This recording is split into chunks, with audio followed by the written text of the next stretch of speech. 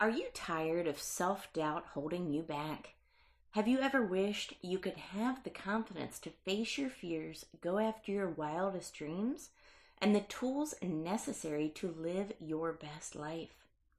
Hey there, amazing listeners. I'm your host and author of How to Grasp Confidence and Own Your Power. And I've made it my mission to help you break free from self-doubt and embrace confidence. Subscribe now and join us as we unlock the secrets to unshakable self-assurance. Let's dive in.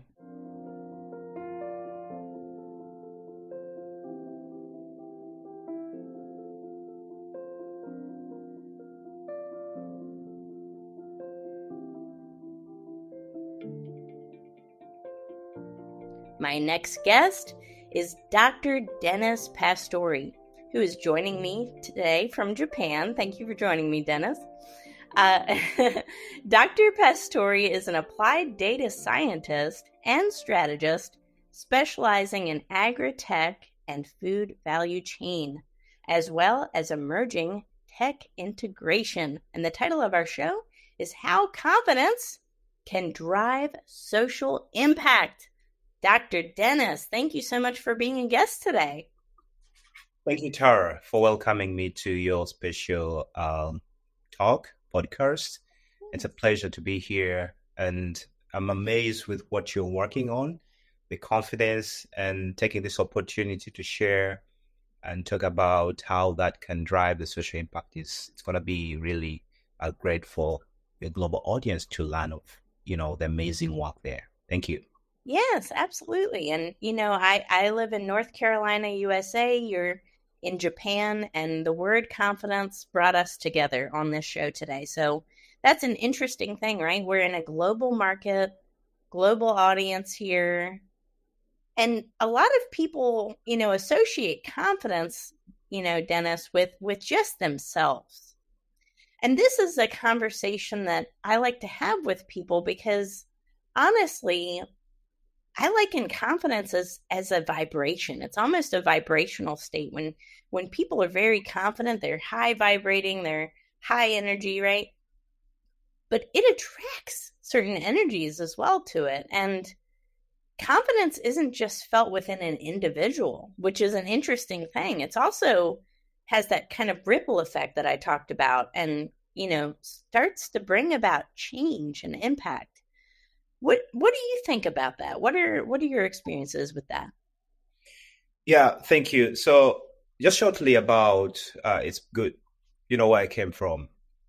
So apparently I'm in Japan. I came here almost 12 years ago. Mm-hmm. Before that, I was in Tanzania, East Africa, the works and all my life in Africa. And what I'm doing here, they have a great connection. And so what am I doing here? As a data scientist, consultant with, global Accenture and the work that we do. But previously, as a scientist, working in the field of, just as you mentioned, agri-tech, geospatial, and of course, the all emerging technology.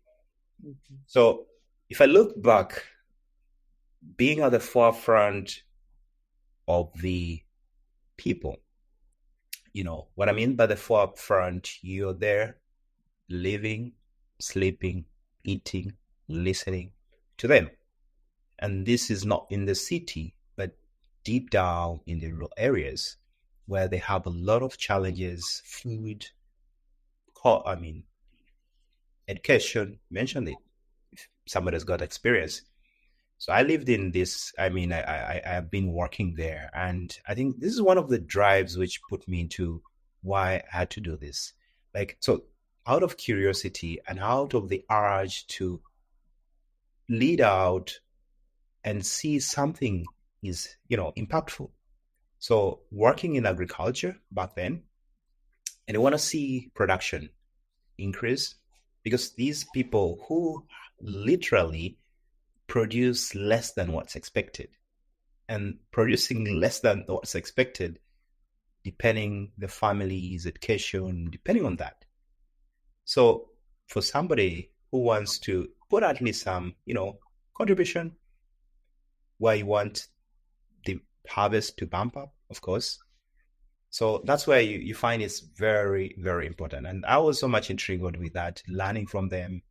And that's why that little bit push gave me to now get into what can be done. I think that's why I found myself, you know, not from a science background, I mean, from a tech background, but now moving all the way with what I measured on until the PhD in agriculture technology, specifically with applied data science.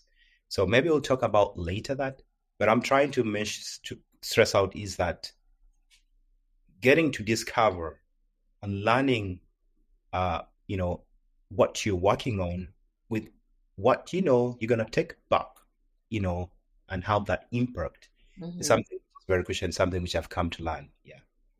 I love that. Well, for you, and we've known each other for a while, but it's always resonated with me the amount of impact that you want to create. That's really important. It's not just about an individual. Like you said, it's the collective, right? Um, Exactly. and learning how to create that meaningful change within communities. So within agriculture, that's your specialty, right? It's not easy. I'm sure you had a lot of roadblocks in your career. How did you get into this? And why was it, what propelled you to be interested in this? Yeah, thank you. So nothing was that smooth. It's hard not to disappoint, but it's hard in the context that you have to accept it. And something which you talk about, once you accept that challenge, then you're there to gear up and move on to it. So if I look back, you know, so first, I have a very strange story. When I completed, we complete high school and you have this big dream. And here Dennis wanted to become a medical doctor. And boom, things backfire. You don't get the grades to go to the university. And what happened to me, I had to lay back almost 2 years just doing random things. But then something kicked, hey, Dennis, you are not that, should I say, not that able to get to where you want to. I think that was one thing which that click of, hey, Dennis, you can do it. That thing that you can do it.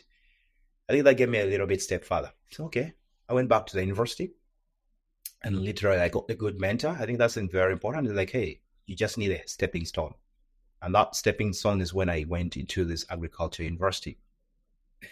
And from there, actually, everything probably has a reason. That's when I got into, I did we call it associate degree, right from the grassroots. I think that again part me. After that, luckily, I went to my work area. That's where I started working on. And after then again, another thing happened. Like, okay, now you see what's happening, but it's not enough. You have this all knowledge where there's nothing which is getting in. I think that again pushed me to go back to the university. It's from there that I got selected to come to Japan. They have this program that you have to come to Japan, and from nowhere, just opportunity falls your way. Like, okay, why not? It's something I know about Japan. It's a very high tech country, Mhm. and because of something the target which I had to get this technology and see how that can transform. And I found myself here, joined the Japanese university, and this is a huge 160-degree change. The culture, the language, you have to face it. And literally, I couldn't speak any konnichiwa. People probably speaking konnichiwa. And so you have to learn the writings, and culture. I'm in my 20s. How can I begin bowing down? How Wow. can I face that culture magnitude, culture shock, I should call it? That was one of the hardest. Yeah. Learning is a different thing because it's just the brain, how it's tuned to learn. If you're learning from 1 up to 10, now we're going from 10 to 20. So the brain can easily adopt that. But the culture is something which it's embedded within you. I think that's one of the hardest which I found. And up to now, I'm still struggling with that. But at least I'm sure, I'm confident enough that it's not that big challenge. It's still pushing me harder and harder. So, and now here comes you move into a major, which is like a tech, where you have to learn to code, you have to learn to program. People code when they're 6 years, and I'm coding at 20. That's a little bit hard, right? But there's this thing which is still demanding, and that's why you get into a computer, you begin, and eventually, again, the brain, how amazing it is, you cope up and you begin learning, and you improve, and eventually you find that at least you got to a point that, wow, this is where I am and this is what I can do. You can develop programs, you can work on, because I work with data, where you can look at massive data and see how helpful it could be. For example, just by looking at satellite data, you can see how the crops down are changing in a time span. And that helps, recommend to farmers that Mhm. at this specific time, this is when you're supposed to plant such that you can have maybe bumper harvest. So something like that is what keeps you, and because of the challenge, I think you find yourself just moving. Yeah. Thank you, Wow. Tara. Yeah, that was an incredible story. So a lot going on there, in your 20s, you went from I'm not sure if I want to go to medical school, I'm not sure what I want to do, to then getting into tech and data and having to learn everything from basically the ground floor. Um, and your brain's ability to adapt to that new learning, that new environment, and then taking those same adaptations that you're learning in your curriculum, and then also applying it to a cultural change that you went through, going from moving from Africa to Japan. Quite a difference, right? So It, lots going on there, but that had to take a lot of self-belief, a lot of level of confidence. And I'm sure that there were days where you questioned your choices and didn't think that you could do it. How did you work your way through that? Because that's a lot. That's a lot of people right now that are listening to this or could be struggling with that exact concept. Maybe they're going through a career change or educational change or cultural change. How do you navigate that with confidence, Dennis? yeah, it's for sure what I could think about that and how I think I've managed to go through that is how you think, and that gets down to how you position Mm, your vision, your, I should say, your mindset. yeah. So it doesn't matter where you go from. If I go back, 30 years back, that's a different story. But how you position and you change your mindset. And I think one thing is sometimes it's the surrounding that tunes us. And that surrounding, the environment, is how you adapt to it and how you want to see yourself a step forward. I think that's one of the things. When I mentioned back, every time you look back, you look at this village and you find I can work on something. I have the ability, and it's not about being smart, I should say, but it's, I should say, taking a little bit of that leap and knowing that you can. And the promising thing is, as you give it a shot and you see some improvement, that little achievement, I remember, working on the program before short program, it was like 2 months, actually 6 months, and I had to pay for it. I didn't have that little bit of that money, so I didn't tell my wife because you're like, hey, you're spending money on that. What are you going to get from that? That's another thing. Yep. So I was just doing. They were saying, "What are you working on? What are you working on?" Eventually, when of course, when I succeeded, hey, look, babe, it's what I did, and I've been really okay. But why? But eventually, it went through, and that's as expected, right? So once I completed that, that gave me one thing that, okay, sometimes the risk that you take, you know, the risk combined with the mindset, I think it keeps you pushing. And the benefit is, as when you see, the advantage, you begin ripping off the what you put into, and eventually you you your heart, you get more fire, and you want to achieve bigger, you want to go for a higher thing and a higher thing and a higher thing. I think that's one of the things which kept me pushing, and even now to now I still believe in that. And whenever I look at the environment now, you could choose, I think this one can power me up. Even the challenge, there's something with that which I can learn from that, and I'm gonna go for that as long as it's in the way. It's not taking me back, but it's keeping you moving. Yeah. Thank you. Yes, absolutely. It's something that I really prescribe to. You know, we can be crippled with self-doubt. That's really easy. And the best ways to get crippled by self-doubt is inaction. Exactly. But when we put in that activity, and we may not know exactly what the steps are, it may be messy, messy, messy, messy, but at least you're putting in the action. And you know what? When you start to put in that action, what happens? Your mindset starts to shift, Exactly. right? You Exactly. you start to create a positive self-fulfilling prophecy instead of a negative one, because we can all sit and think and ruminate all day long about what could be, what should be, what is, but until we take the action steps necessary, guess what? That self-doubt is only going to increase. But you know what? I would rather fail than have regret. And that keeps me going, that keeps me going. And it keeps me from sitting and Mm, thinking about stuff. mm, mm. And that's why it's so important to take action, because I don't think that's really expressed enough how much action really does remove that self-doubt. And I see it with clients, and I'm sure you see it as well in Yeah. business, right? You see it, I'm sure you see it with your colleagues. We can sit and think about something all day long, but until we really start to do it, we'll never get the confidence.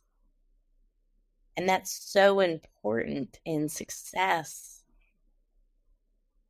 Wow. That's really powerful if we really stop to think about it, because how much of our lives do we spend thinking about stuff and not doing it?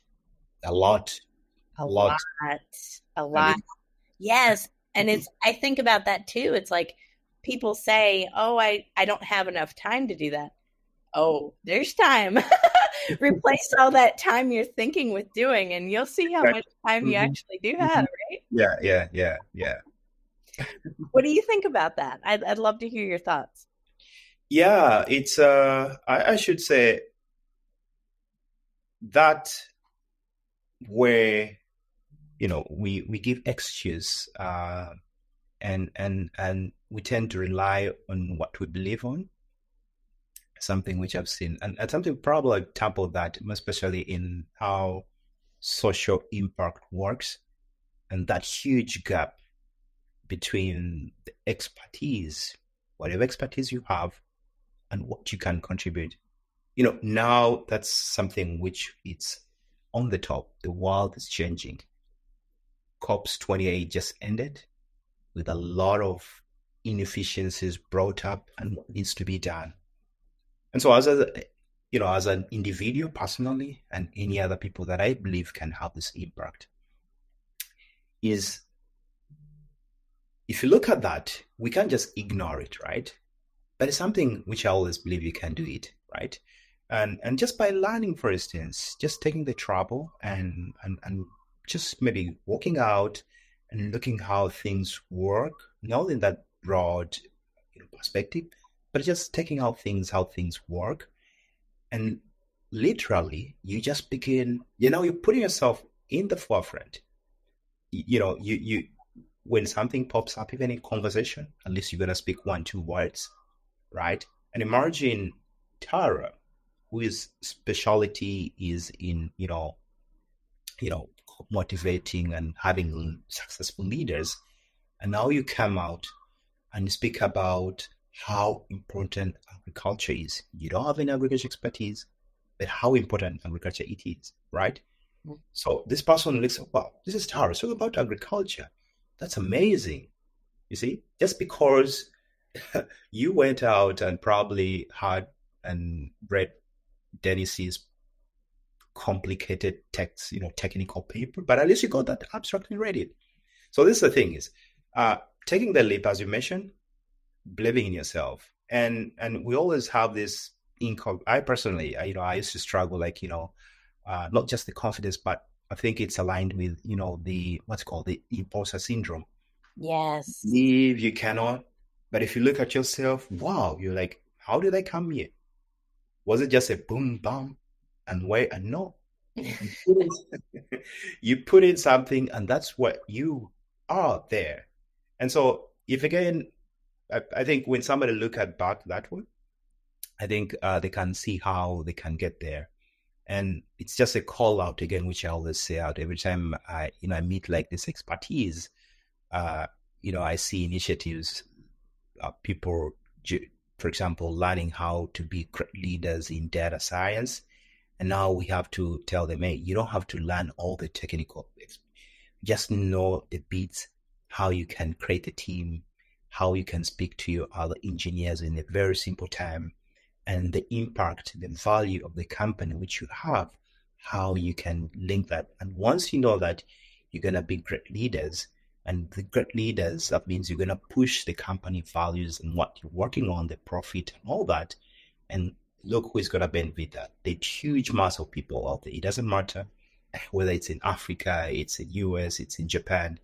Yeah, that's what I can think of, Tara. I love that. Well, I'm so glad to hear that we're doing a better job merging that technical knowledge with those social, emotional intelligence skills. It's not taught enough, and it works to breed toxicity in work cultures over time. So it's really important for leaders and emerging leaders to learn those key skills that you just mentioned. And it really does help to elevate companies, teams, and it really has a resonating power as well. I believe that.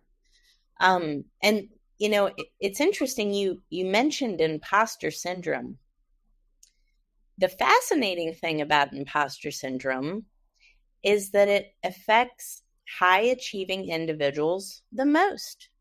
These are and I've talked to people all over the world, and these are the most successful people in their industries. These are C-suite people, people that are very elevated in their careers, and they have imposter syndrome as well.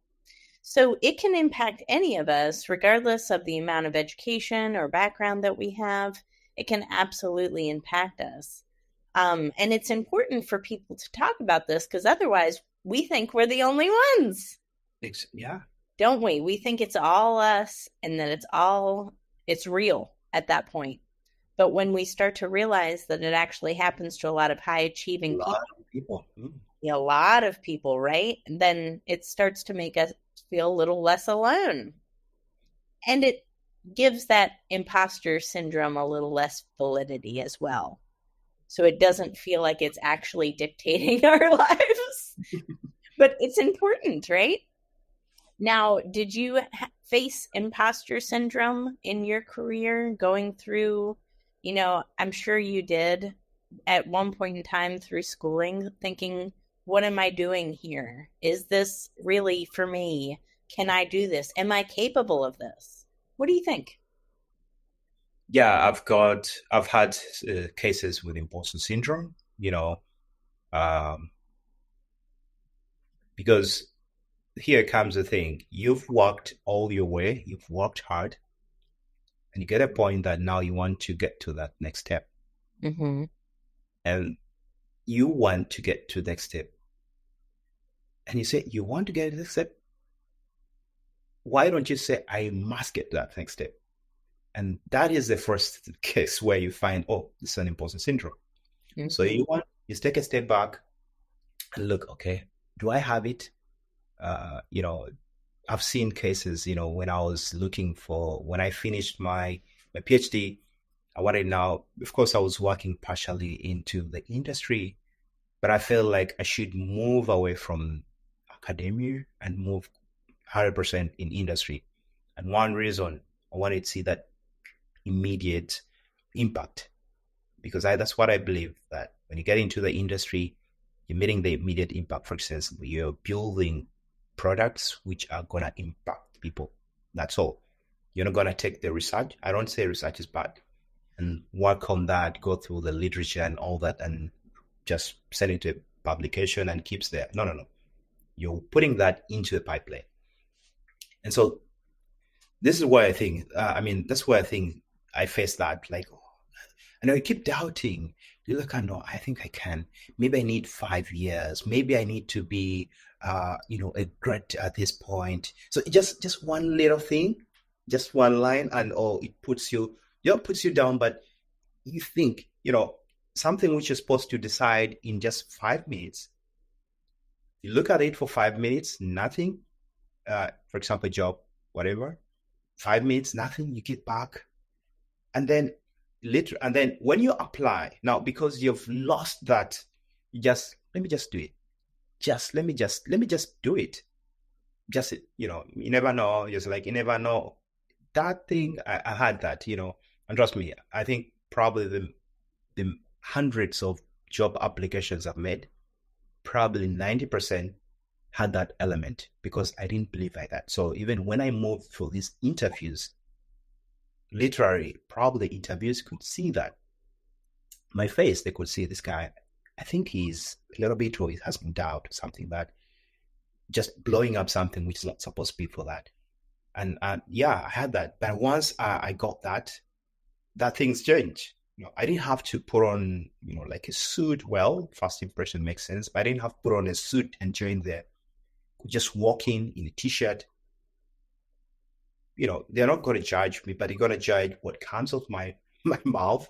And even when I got after that, trust me, I got like a couple of offers just by being bold and saying what I think and what impact I can have. And the moment I got away with that imposter syndrome, and of course, until now, it doesn't go away, but it's capturing and knowing when is this time. And once you learn that, you definitely just keep on, having some change. Yeah. That's what I think. Yeah, thank you. Absolutely. I totally agree with you. It never really goes away. And even when you develop confidence, you can still have moments or days where you feel less confident, right? But it's empowering a mindset that diminishes that over time.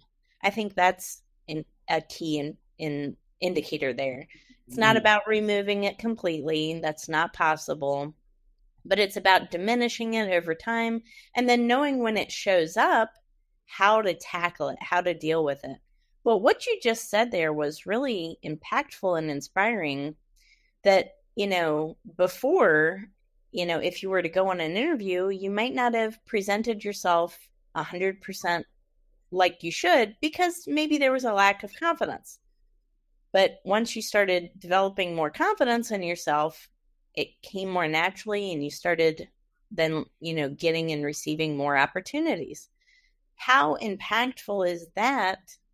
It's a direct translator that confidence builds success. It's not just personal development. Absolutely, it is, but it's also a success magnet. I'm a firm believer in that.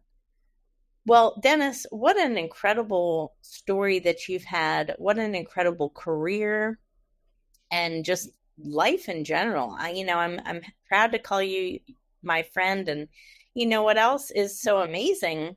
Without your help, I wouldn't have been able to bring my book, How to Grasp Confidence and Own Your Power, to Japan. Oh, I have it here. I had to, yeah, here. Look at that. This, Look at this that. book it's really great. Thank When you. you're reading it, it's not just a mere book. My wife is already reading it. Last time, I don't know, I kind of misplaced. Is like, Dennis, where is this book from Tara? Okay, that okay. So you are okay. She's not a good reader, I should say. Something good or bad, but she grabbed it. Look, they're literally marked, you know, context. I mean, pages. That means it's changing. Actually, it's good, and you're gonna drive mountains once you have the confidence. And just reading probably one chapter or two, you're already like above the mountain, and you're seeing great change. It's not just leaders myself, but I think even young. I have a 4-year-old daughter, Yeah. and they have this thing. Everything we talk about how they should have even that confidence. They believe to say a yes or a no. When Yeah. she says a no, I always question why is saying no, because I want to see what's in her mind and say because of this and this and this. Last time I was driving and I stopped and I was literally explaining something. My two hands was in my back. And they said, Dad, I don't know, Dad, you are supposed to put your hands on the steering wheel. I'm like, okay, fine, good. You know that? Stepping out, say, Dad, look, this is our safety. 4-year-old telling me that, standing to say that what you're doing is wrong. That clicked my mind like, wow. And he gave me like, okay, that means how we cultivate even these kids. There's a thing. But if you have something like this, let it be a book or somebody to pump you up with that little message. The amazing work, Tara, you're doing, I think it's really great. There's no way I can describe that. It's really impacting not just people, but I mean thousands of people. With this present field that I'm in, social impact, I know it can drive. And I believe, I think if leaders can have that, I don't know, somewhere or some point, probably in the future, I should work on such a case. Including that element, embedding that into not just the technical and things they learn, but that probably, I don't know, there's the best way to describe it, emotional, blah, blah, blah. Yeah. Just, it can drive and it can keep pushing. We want to see change, we want to see success. Failure is coming, but we want to see things moving. Yeah. So it's been a pleasure and thank you. I don't know how many, the moment my wife is done, I have to give it to somebody, some friends around, and it will keep on pass. Yep. Just keep passing it around. Eventually, I'll get you to translate it for me in Japanese, but Oh, we're not okay. quite yet. Okay, we can do that. Yeah, you can do that. I'm not 100% Japanese speak, but at least we can do that. Yep, we'll figure that out, right? Yeah. It's gonna, the Japanese gonna love that. Yeah. Yes, because I know the Japanese, they love actual paperback books like you said. Exactly. Right? Oh, they love after paper books. Yes, so we Yeah. need to bring more confidence to Japan, our friends over there. But Dennis, what a pleasure. Thank you so much for joining us on this podcast today. And I will make sure to put all of your details as well so that people can reach out to you. But what is the best way to reach out to you? How would you like folks to get in contact with you? I think for the global audience, just reach out to my LinkedIn. I try to keep the consistency to share out my thoughts, what I think about agri-tech, what I think about, you know, emerging technology, not just in Africa, but in Japan, per se, the experience here. So people can just reach out to me. I think that's the easiest way that you can. I'll do my best, to respond to them. And, whenever you have, just reach out for any opportunity you want me to maybe talk to you, you want me to express something which I explain here is well and clear. Get me, I'll go much deeper. And Sarah, I'm really excited to, you know what? I took a step like, should I go to your TED talk? Let's talk there. You should, and you are welcome. I've got a couple people flying in for it. Yeah. Wow. Yep. Okay. Yep. That's the power of the book. I think somebody is flying in from Canada to come see it. Okay. Hey, if you want to Okay. pop a flight to London, I'll Okay. meet you there, buddy. But no pressure. I know you're going a long way, Yeah, yeah, yeah. but Okay. it's going to be great. I'm so pumped for that TED Talk. I'm so ready to deliver this message of confidence to the world stage. It's going to be very impactful and insightful. But thank you so much, my friend, for We joining are me. behind you. You're doing amazing. We are behind you. Please keep pushing. Yes, Please keep thank pushing. you so much.